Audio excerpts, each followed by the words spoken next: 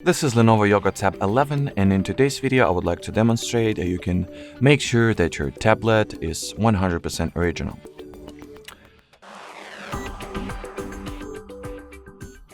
So first of all, you will need to open Settings, then go for the About Tablet category, then tap at the Model section, and here we have the serial number. That's the information that we're looking for.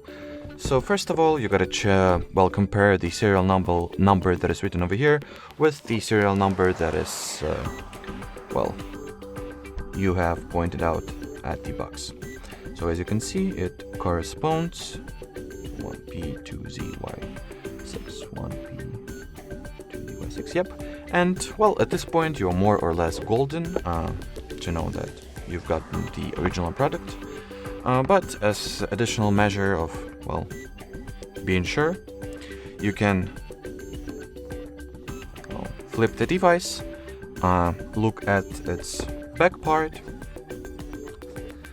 and in here usually there is also the sticker that will show you the serial number of the device, and as you can see, it also corresponds with the one that we have checked inside the system specs, and that means that it also corresponds with the one we have at the packaging.